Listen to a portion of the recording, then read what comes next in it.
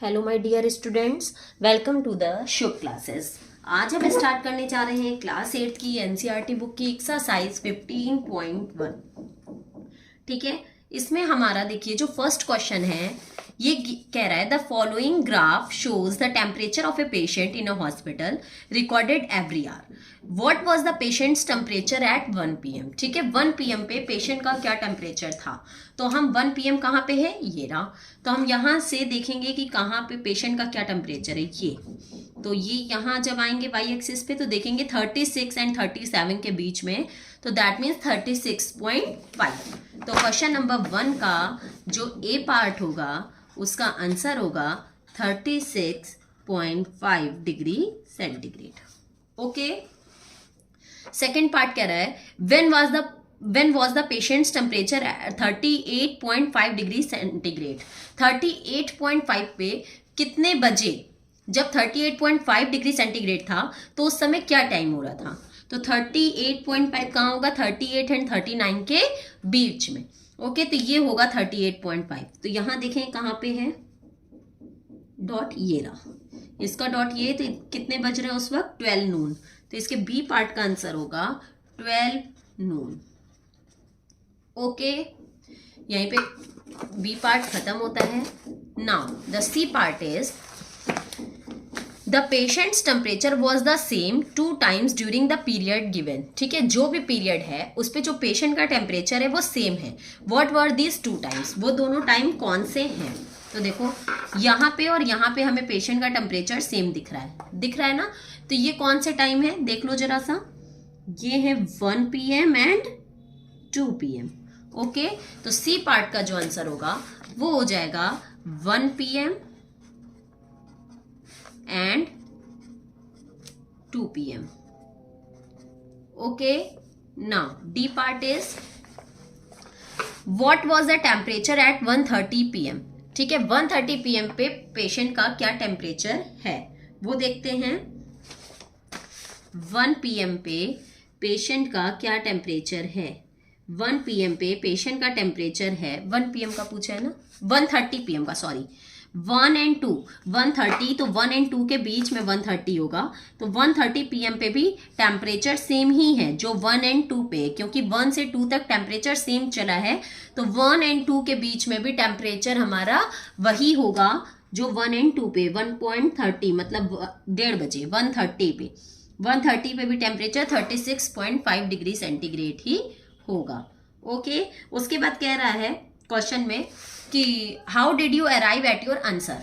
आप अपने आंसर पे कैसे पहुंचे। इसमें हम लोग ये कैसे जाने कि ये 36.5 डिग्री सेंटीग्रेड होगा, क्योंकि मैंने देखा कि एक्स एक्सिस पे जो 1 PM एंड 2 PM के जो पॉइंट्स हैं, 1 PM एंड 2 PM के जो पॉइंट्स हैं वो इक्वल डिस्टेंस पे हैं। ठीक है, इक्वल ही टाइम बना रहे हैं, 1 से लेके 2 तक में वो एकदम इक्वल टाइम वो कर रहे हैं। ठीक है, तो इस वजह से 1:30 बजे 1 से 2 तक वो जब सेम टाइम पे चलेंगे तो 1:30 बजे भी वही समय होगा जो 1 और 2 के बीच में हो रहा है, क्योंकि 1 से 2 तक पूरा 36.5 डिग्री सेंटीग्रेड ही रहा है।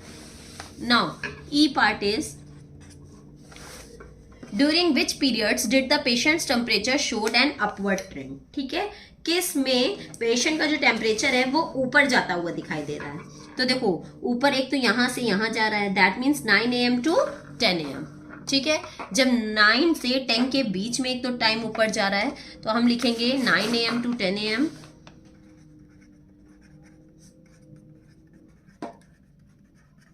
एंड फिर यहां भी ऐसे ऊपर ही जा रहा है तो 10 to 11, 10 AM to 11 AM।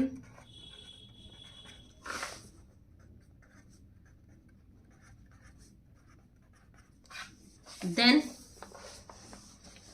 फिर देखो ये तो डाउन हो गया, फिर डाउन हो गया, फिर कांस्टेंट है, फिर देखो ये अपवर्ड जा रहा है। ये कब जा रहा है 2 से 3, 2 to 3 PM।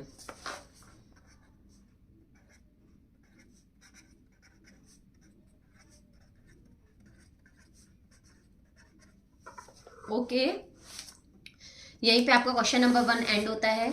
अब आते हैं क्वेश्चन नंबर 2 पे।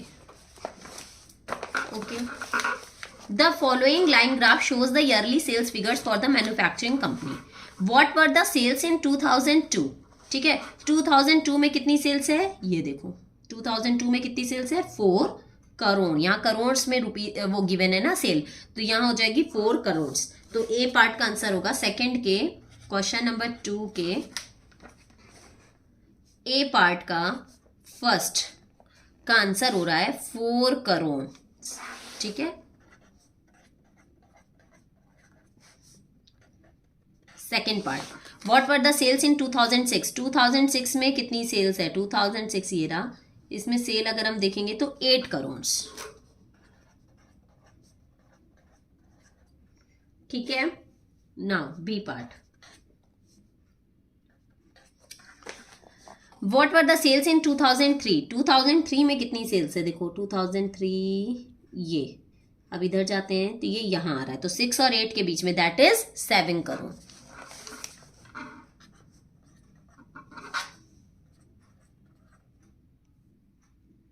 ठीक है, सेकेंड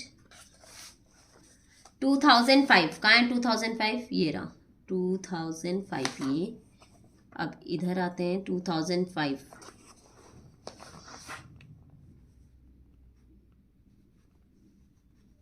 $10 करोड़.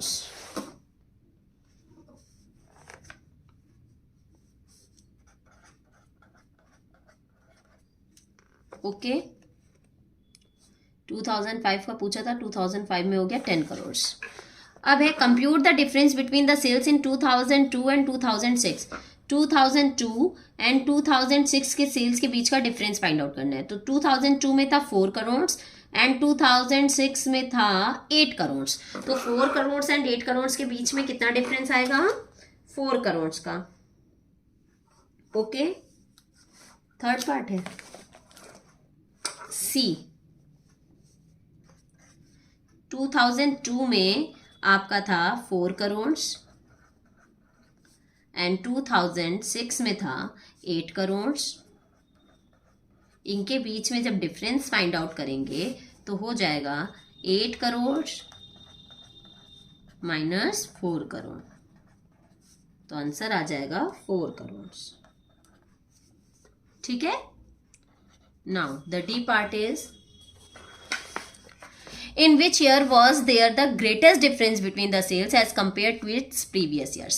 previous year से कितना मतलब किसमें ज़्यादा डिफरेंस आया है, तो यहाँ देखो 2002 से 2003 में ये 4 है और ये 6.5, तो 2.5 का डिफरेंस है. यहाँ पे ज़्यादा है नहीं. यहाँ देखो ये 2004 है, ये 2005 है. 2004 में है 6 एंड 2005 में 10, तो यहीं पे हमें ज़्यादा डिफरेंस दिख रहा है 4 करोड़ का. ठीक है, तो सबसे ज्यादा डिफरेंस कहां पे आया है, 2005 में. कौन से ईयर में सबसे ज्यादा डिफरेंस आया है अपने प्रीवियस ईयर से, 2005 में. एनी प्रॉब्लम, फिर से देख लो. 2002 में 4 करोड़ था, 2003 में 6.5, तो यहाँ 2.5 का डिफरेंस है. यहाँ पे आपका ये 6.5 है और ये आपका 6 है, तो यहाँ 0.5 का ही डिफरेंस है. यहाँ पे 2004 में 6 है और 2005 में 10 है, दैट मीन्स यहाँ 4 करोड़ का डिफरेंस है. और यहाँ पे ये 10 है और ये 8 है, तो यहाँ 2 करोड़ का डिफरेंस है. तो सबसे ज़्यादा यहीं पे डिफरेंस आया है 4 करोड़ का. तो किस ईयर में अपने प्रीवियस ईयर से ज़्यादा डिफरेंस है, 2005 में. ओके, यहीं पे आपका क्वेश्चन नंबर 2 एंड होता है. ठीक है, next question number 3.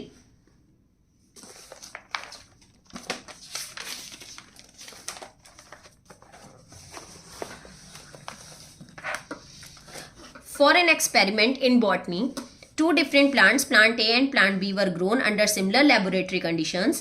Their heights were measured at the end of each week for 3 weeks. The results are shown by the following graphs. ये results हैं जिसमें यहाँ weeks दिए हुए हैं, यहाँ पे height दी हुई है. ठीक है, plants की. अब हम देखते हैं हमारा क्वेश्चन क्या पूछ रहा है. How high was plant A after 2 weeks? ठीक, 2 वीक्स के बाद जो प्लांट ए है वो कितना हाई होता है. तो देखो, how high was plant A after 2 weeks. तो 2 वीक्स पे जाते हैं प्लांट ए का. देखो ये 2 वीक्स है, प्लांट ए का ये डॉटेड वाली लाइन है, तो 2 वीक्स पे प्लांट ए पे आओ. देखो कितना है 6 एंड 8 के बीच, दैट इज 7 सेंटीमीटर। तो क्वेश्चन नंबर 3 के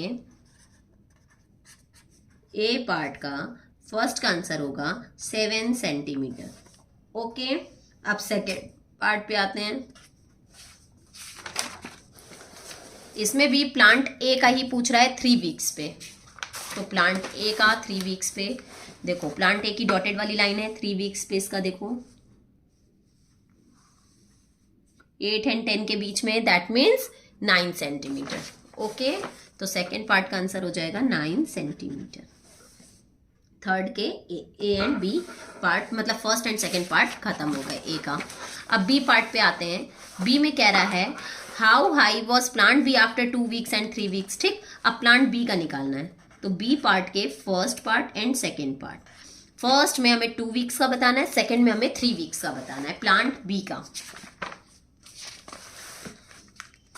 देखो प्लांट बी का 7 वीक्स पे, वो प्लांट बी का 2 वीक्स पे, 2 वीक्स पे कितना है 6 एंड 8 के बीच, दैट इज 7 सेंटीमीटर। तो इसका आंसर लिखेंगे हम 7 सेंटीमीटर। एंड 3 वीक्स पे प्लांट बी का कितना है, 3 वीक्स पे प्लांट बी है 10 सेंटीमीटर। ओके, नेक्स्ट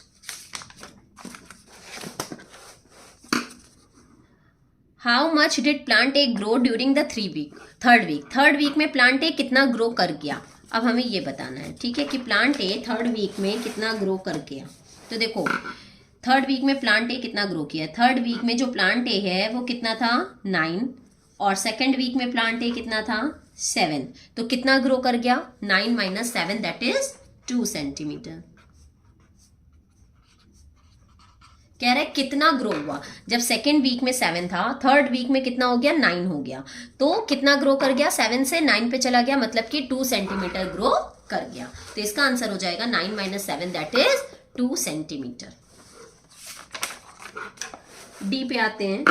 डी में क्या कह रहा है, how much did plant B grow from the end of the 2nd week to the end of the 3rd week. अब प्लांट बी कितना ग्रो किया है 2nd वीक से 3rd वीक के एंड पे। ठीक है, तो 2nd वीक में था 7 एंड 3rd वीक पे प्लांट बी कितना था 10।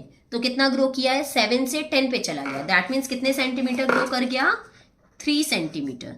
तो 10 पे चला गया, पहले था 7, तो कितने सेंटीमीटर ग्रो कर गया 3 सेंटीमीटर ग्रो कर गया। Okay, next E part.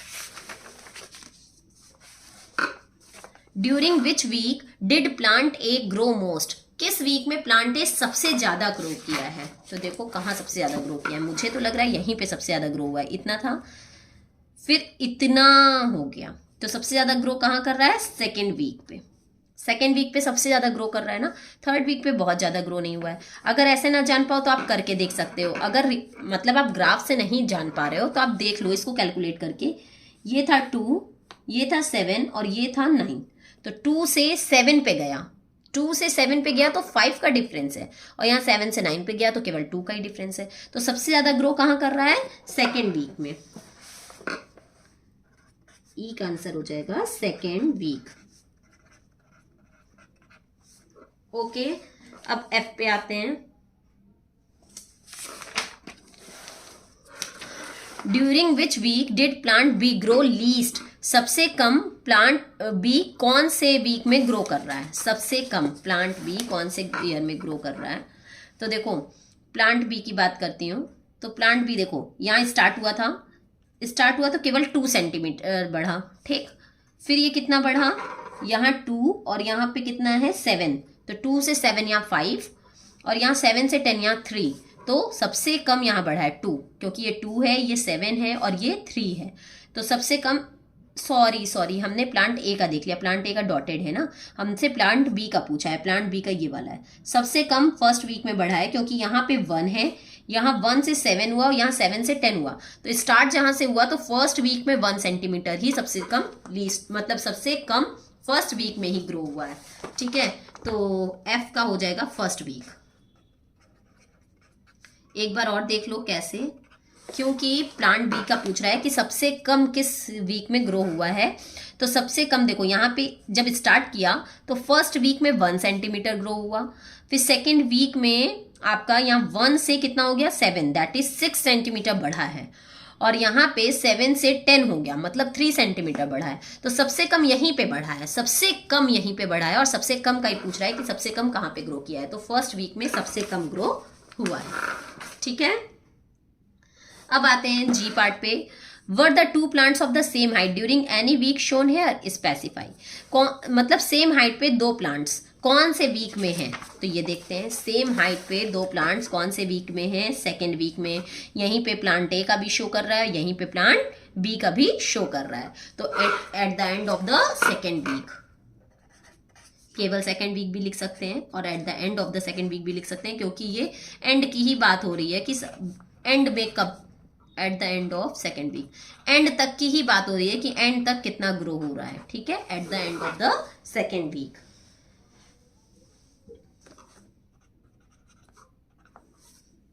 Okay, यहीं पे आपका क्वेश्चन नंबर 3 भी एंड होता है। अब हम मूव करते हैं क्वेश्चन नंबर 4 की तरफ। The following graph shows the temperature forecast and the actual temperature for the each day of a week. On which day was the forecast temperature was the same as the actual temperature? ठीक, forecast temperature actual temperature से कौन से उसमें same है, कौन से days में same है, हमें ये बताना है। ठीक है, तो देखो यहाँ पे सेम हो रहा है, तो ये कौन सा है, ट्यूसडे। फिर कहाँ सेम हो रहा है, यहाँ सेम हो रहा है, देखो दोनों लाइनें यहीं पे मीट हो रही हैं, तो फ्राइडे। और इसके अलावा देखो दोनों यहाँ मीट हो रही हैं, दैट इज संडे। फोरकास्ट के लिए डॉटेड लाइन है, एक्चुअल के लिए स्ट्रेट लाइन है। तो दोनों जहां पे मीट हो रही होंगी वहीं पे सेम होगा। यहाँ पे मीट हो रही है दैट इज ट्यूसडे, यहाँ मीट हो रही है दैट इज फ्राइडे, यहाँ मीट हो रही है दैट इज संडे। तो क्वेश्चन नंबर 4 के ए पार्ट का आंसर होगा Tuesday, Friday and Sunday. Okay, अब आते हैं बी पार्ट पे। बी पार्ट में क्या कह रहा है, what was the maximum forecast temperature during the week. Forecast की डॉटेड लाइन है, तो सबसे ज्यादा किस पे है, तो सबसे ज्यादा देखो यहाँ यहीं पे है, ये कितने डिग्री सेंटीग्रेड है, 35 डिग्री सेंटीग्रेड। ठीक है, सबसे ज्यादा देखो सबसे टॉप पे फोरकास्ट का पूछ रहा है, सबसे टॉप पे फोरकास्ट का कहाँ है, यहाँ पे 35 डिग्री सेंटीग्रेड पे। तो बी पार्ट का आंसर हो जाएगा 35 डिग्री सेंटीग्रेड। अब सी पे आएंगे, सी क्या कह रहा है, what was the minimum actual temperature during the week. Minimum actual temperature का पूछ रहा है, तो सबसे कम एक्चुअल टेम्परेचर कहाँ पे है मुझे ये बताना है। देखो एक्चुअल टेम्परेचर के लिए स्ट्रेट लाइन है, तो सबसे कम यहीं पे है, क्योंकि बाकी तो सब देखो इससे ऊपर ही है, बाकी सब इससे ऊपर है, तो सबसे कम यहीं पे है। ये कितना डिग्री टेम्परेचर है, 15, तो आंसर आ जाएगा 15 डिग्री सेंटीग्रेड। ओके, ये हो गया। अब डी पार्ट पे आते हैं। डी में क्या कह रहा है, on which day did the actual temperature differ the most from the forecast temperature. कौन से डे पे एक्चुअल टेम्परेचर फोरकास्ट टेम्परेचर से सबसे ज्यादा डिफरेंस पे है। ठीक, तो डिफरेंस देख लेते हैं, इसमें तो ज़्यादा है नहीं, इसमें तो सेम ही है, इसमें भी ज़्यादा नहीं है, और इसमें देखो इतना ही है, फिर यहाँ पे है ही नहीं, यहाँ पे इतना, यहाँ पे है ही नहीं, तो सबसे ज़्यादा डिफरेंस यहीं पे है। देखो एक्चुअल का फोरकास्ट से 1 2 3 पॉइंट्स का डिफरेंस है, यहाँ पे केवल 2 ही पॉइंट्स हैं, यहाँ पे है ही नहीं, यहाँ 1 ही पॉइंट है, यहाँ पे भी सिर्फ 2 ही पॉइंट्स हैं, यहाँ है ही नहीं। तो सबसे ज़्यादा डिफरेंस यहीं पे है। कौन से ईयर में, थर्सडे में। कौन से डे में, थर्सडे को सबसे ज़्यादा डिफरेंस है एक्चुअल एंड फोरकास्ट का। ठीक है, तो डी पार्ट का जो आंसर होगा वो होगा थर्सडे। ओके, यहीं पे आपका क्वेश्चन नंबर 4 एंड होता है। ठीक है, अब हम लोग अपनी नेक्स्ट वीडियो में क्वेश्चन नंबर 5 से 7 तक डिस्कस करेंगे। और अगर आपको मेरी वीडियो पसंद आए तो please like, subscribe and share करना मत भूलिएगा। अगर आपको कोई भी डाउट है तो आप कमेंट सेक्शन में जाके अपने डाउट्स क्लियर कर सकते हैं। नीचे डिस्क्रिप्शन बॉक्स में एक लिंक गिवन है, जिस पे क्लिक करके आप प्ले स्टोर से शुभ क्लासेस ऐप डाउनलोड करके वहां से मेरी लाइव क्लासेस भी परचेज कर सकते हैं। अब हम लोग अपनी नेक्स्ट वीडियो में नेक्स्ट क्वेश्चंस के साथ मिलेंगे। तब तक के लिए good bye and take care.